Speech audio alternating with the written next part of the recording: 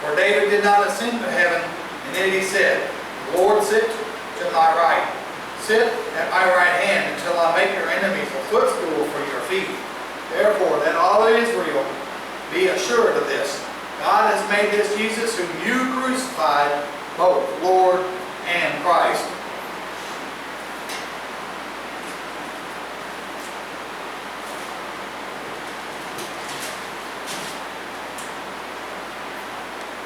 We find this gospel that was preached on this day, that there is only one gospel. There's only one message of good news. We can turn to Ephesians 4 and 5,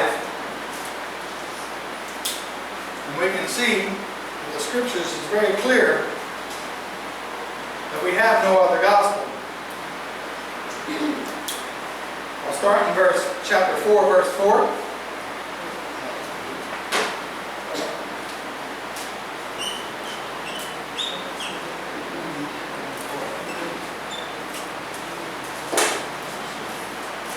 There is one body and one Spirit, just as you were called to one hope when you were called. One Lord, one faith, and one baptism. In our gospel, we find here in the Scriptures that there is only one faith. In the world today, when we go out amongst people of the world, we have different religions that are being taught, different lessons, different doctrines that are different from what we find in the Scripture. We have over 2,000 different religions in the world today now that claim to be Christianity. How do we know the difference of what is right and what is wrong? Again, we'll turn back to that and say that we have to be responsible to study the Word for ourselves and to know. We know God's Word, then we'll know if we have someone preaching the truth or not. Just because I say something here in the pulpit doesn't necessarily mean it's true. So you have to be responsible for yourself to know the truth. No one can teach another gospel or another doctrine according to Timothy. In Paul in 1 Timothy 1, 3 through 6.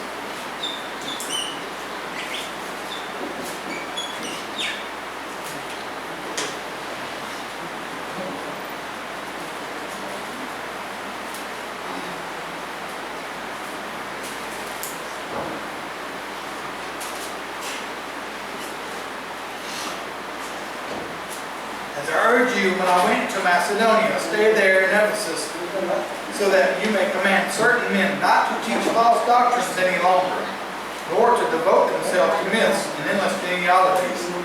These promote controversies rather than God's word, which is by faith. The goal of the command is love, which comes from a pure heart and a good conscience and a silent and sincere faith.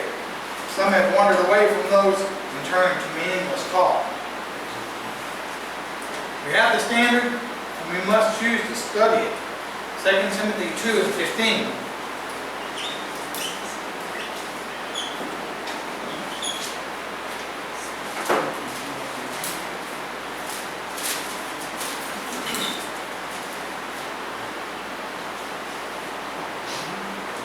Start at verse 14. Keep reminding them of these things. Warn them before God against quarreling about words. It is of no value, and only ruins those who listen. Do your best to present yourself to God as one approved, a workman who does not need to be ashamed, and who correctly handles the word of truth. We find in Timothy that we can study the Scripture actually the wrong way. If he has told us here, handling the word of truth, we correctly handle it. We have to correctly handle it. So if we're not careful, we can misapply the Scriptures. We can cause contradictions to other Scriptures.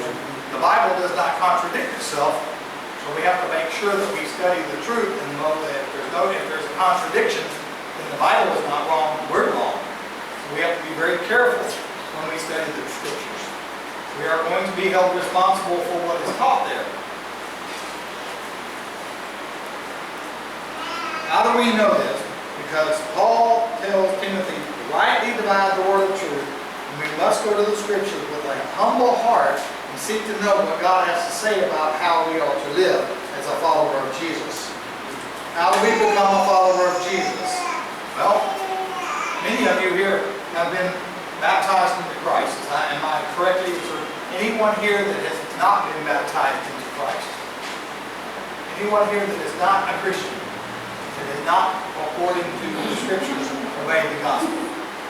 Well, those of you that are here, you are responsible to go out to the world, into your community, and teach others the truth. Now, what you did, now you can go and teach others, because we are responsible to teach others, and the churches grow.